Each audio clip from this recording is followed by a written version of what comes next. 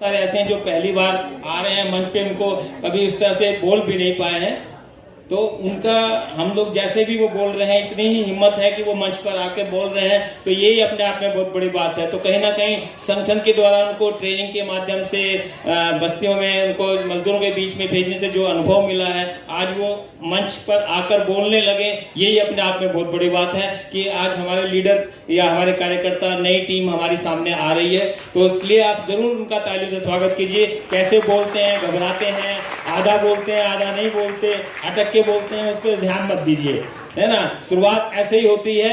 ये जो आगे वाली पंक्ति में बैठे हैं कुर्ते वाले सारे हमारे नेता बड़े बड़े, ये भी एक दिन ऐसे ही थे। तो आज इस तरह से हम चाहेंगे कि अगली वो टीम जो है हमारी, वो भी इस तरह से बोले।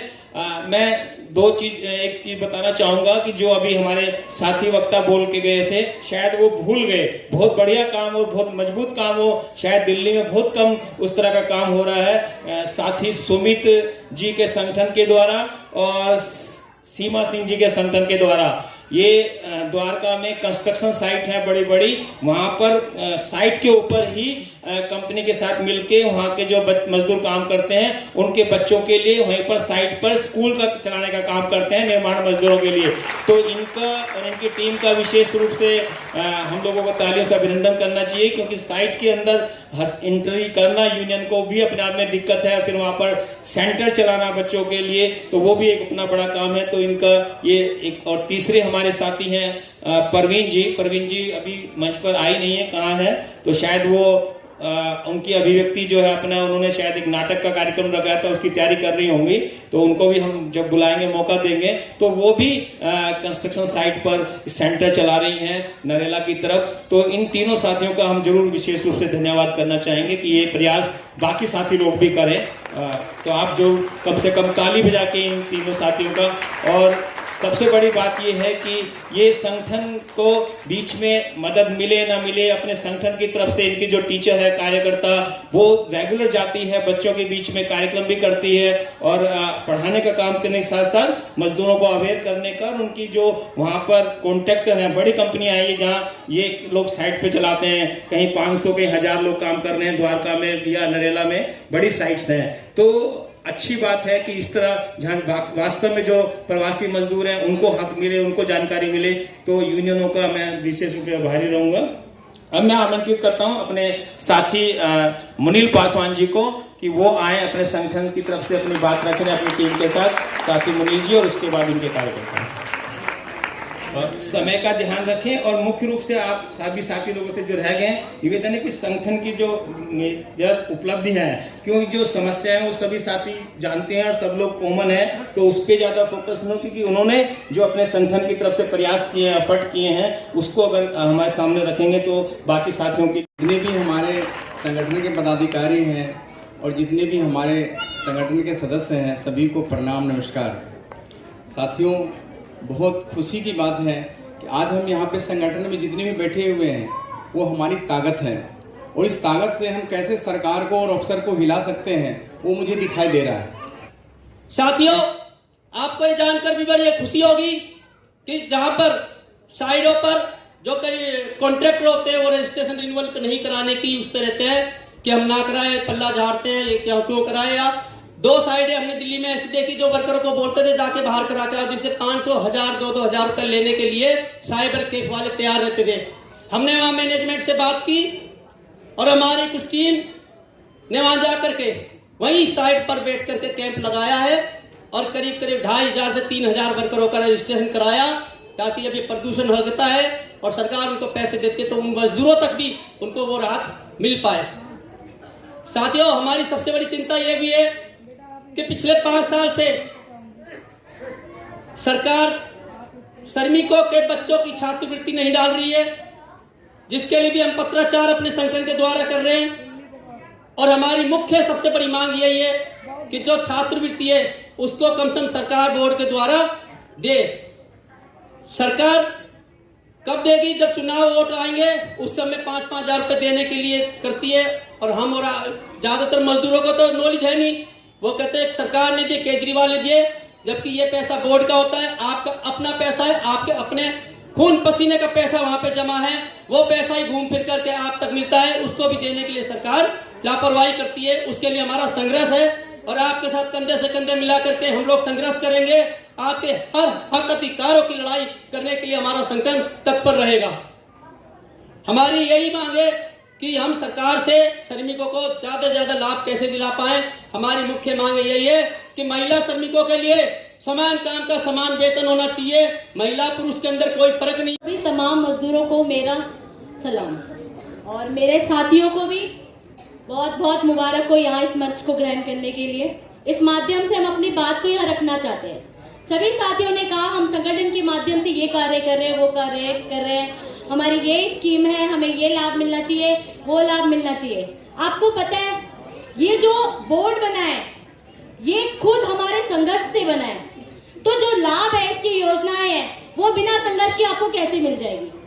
हमने सरकार को दोषी बना दिया, हमने संगठन को दोषी बना दिया, हमने लेबर कार्ड 5 साल से बनाया, हमें कुछ नहीं मिल रहा। लेकिन मैं आप मजदूरों से पूछती हूँ, आपने सिर्फ एक लेबर कार्ड बनाने के लिए इसके प्रति कितनी जागरूकता रखी है?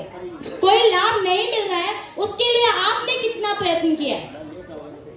आप खुद खामोश हैं तभी आपको कुछ नहीं मिल रहा। इतिहास गवाह है, जब तक आप नहीं जागोगे आपका हक नहीं मिलेगा। आपको जागना पड़ेगा। जागेंगे कैसे? समय देना पड़ेगा। आपको अपने हक, अपने हित, अपने लाभ के लिए खुद बाहर निकल के आना होगा। आज इस छोटे से मंच के लिए भी हमें कम से कम 1 हफ्ता मेहनत करनी पड़ी। क्यों? क्या मैं यहाँ अपने लिए आई हूँ? आपके हक, आपके हित, आपके बोर्ड की रक्षा करने के लिए आपके साथ अगुवाई करने आई हूँ यहाँ पर। मेरा अधिकार नहीं है। मेरा नाम सरिता वर्मा है और मैं दिल्ली निर्माण नरकश मजदूर संगठन की महासचिव हूँ। बनाया भी आप ही लोगों ने मुझे महासचिव। हो सकता है कि आपको लगा होगा कि बेहतर योग्यता के अनुसार ये कार्य कर पाएगी, पर अकेले कैसे? किसी भी चीज के लिए हमें आपसे लड़ना पड़ता है, तब जाके हम अब किसी चीज के लिए आगे अगुवाई कर पाते हैं। हमें बोर्ड में जाना हो, कहीं भी जाना हो, हमारे पास समय नहीं है। देखिए जो भी योजना हमारे बीच में माइग्रेंट वर्कर्स यूनियन की साथी लता यादव जी भी हैं, मैं उनका भी अभिनंदन करता हूं इस महापंचायत में आने के लिए। और वो गुड़गांव से हमारे बीच में आई हैं और कार्य दिल्ली में काफ़ी उन्होंने किया है, अभी गुड़गांव में मोबिलाइज करने का काम कर रही है। तो उनका भी आप लोग ताली बजा के अभिनंदन कीजिए कि हमारे बीच में समर्थन करने के लिए अलग अलग संस्था संगठनों के लोग यहाँ विराजमान हैं। ये है लता जी। अगले साथी को मैं जो हमारे नेता हैं उनको आमंत्रित करूँगा। परवीन जी को, महिला नेता हैं हमारी और काफ़ी दबंग लीडर हैं, उनको स्वागत है। और उनके बाद उनके जो कार्यकर्ता हैं वो अपनी बात रखेंगे। परवीन जी, समय का ध्यान रखिएगा परवीन जी, जैसे बाकी साथियों ने भी रखा हुआ उसी तरह से आप भी इस बनाए रखिएगा। धन्यवाद थानेश्वर सर जी। मैं सबसे पहले आभार प्रकट करती हूँ एक्शन एड कर्नाटका प्रोजेक्ट्स का, जर्मन एम्बेसी का और अपने यूनियन दिल्ली असंगठित निर्माण मजदूर यूनियन का और मंच पर आसीन मेरे सहयोगी यूनियन का कि अपॉर्चुनिटीज़ मुझे मिली कि मैं यहाँ पर आऊँ और अपने शब्द रखूँ। यहाँ पर हम मजदूरों के लिए एकत्रित हुए हैं, मजदूरों की समस्याओं को लेकर एकत्रित हुए हैं। सभी जानते हैं और मेरे से पहले बहुत सारे संगठन आए, HRDs आए, उन्होंने बताया क्या क्या समस्याएं हैं। मैं ज़्यादा लंबा ना लेते हुए मैं सिर्फ आपको ये बताना चाहती हूँ कि अगर श्रम कल्याण विभाग सुचारू रूप से चलता रहे, श्रम कल्याण विभाग अगर सुचारू रूप से चलता रहे तो मजदूरों को और संगठन को, जो मजदूरों के लिए काम कर रहे संगठन, उनको समस्याओं का सामना नहीं करना पड़ेगा। क्योंकि दिल्ली श्रम कल्याण बोर्ड जो है वो अपना काम सुचारू रूप से नहीं कर रहा है। अभी मेरे साथ एक हादसा हुआ, मैं अपने हादसे को बताती हूँ कि हमारा एक मजदूर था और मैं उसका रिन्यूअल करवाने के लिए जा रही थी, लेकिन वो पेज नंबर 1 पुरानी कॉपी का रिन्यूअल नहीं हो पा रहा था, हम लोग नहीं कर पा रहे थे और वो बाद में आया तो वो पेज नंबर 1 और 6 वो अपडेट नहीं हो पाया और इस कारण से उस मजदूर का मजदूरी कार्ड रिन्यूअल नहीं हुआ। ना तो उसमें संगठन की कमी थी क्योंकि संगठन प्रयास कर रहा है, गली मोहल्ले में जा रहा है, साइटों पर जा रहा है, काम कर रहा है। अगर बोर्ड ने सही से काम किया होता तो आज वो मजदूर जिंदा भी होता या हम उसको आर्थिक सहायता दे रहे होते। एक टॉपिक में पेज नंबर 1 और 6 ना चढ़ पाने की वजह से उस व्यक्ति की मौत हो गई, रिन्यूअल नहीं हुआ और हम उसको आर्थिक सहायता नहीं दिला पाए। उनकी पत्नी मेरे साथ आज यहाँ पर आई है क्योंकि वो भी मजदूर है, बेलदारी करती हैं, और मुझे ये बड़ा मलाल है कि उन्होंने फिर भी ये समय निकाला कि हमारे साथ आई चल करके, क्योंकि हम भी लड़ रहे हैं मजदूरों के लिए। पर डिपार्टमेंट, जो सरकारी विभाग है, जो सरकारी तंत्र है, वो जागना नहीं चाहता, वो चेताना नहीं चाहता कि मजदूरों के हित के लिए वो कुछ अच्छा कर सके। ना मजदूर की गलती थी, ना संगठन की गलती थी, गलती सिर्फ डिपार्टमेंट की गलती थी। और डिपार्टमेंट अगर सही गलती करता रहेगा तो हम मजदूर कहीं ना कहीं वंचित रहते रहेंगे, हम उस सुविधा का लाभ नहीं उठा पाएंगे। योजनाएं बहुत सारी हैं, लेकिन मजदूरों तक पहुंचने के लिए उसे एक लंबी प्रक्रिया से गुजरना पड़ता है। हम आज मजदूरी कार्ड ले भी लें तो हमें 6 महीने लगते हैं, लेकिन वो मजदूर हमें हमारे घर पर आकर हमें गाली देकर जाता है कि आपने पैसा लिया है, और हम कहते हैं कि आपने मेंबरशिप दी है, हम आपके लिए लड़ेंगे, आपका लिया है, हमने मेंबरशिप ली है, हमने आपके लिए काम कर रहे हैं, हम लड़ेंगे। लेकिन डिपार्टमेंट इस चीज को समझने को तैयार है ही नहीं। उन्होंने हमें अपने हाथों की कठपुतली बना दिया है कि वो जैसा चाहे वो हमें नचाते रहे। बहुत हो गया। मेरे आगे अगर किसी मजदूर की मौत हो रही है और मैं उसको आर्थिक सहायता नहीं दिला पा रही तो हम किस लिए काम कर रहे हैं, क्यों काम कर रहे हैं?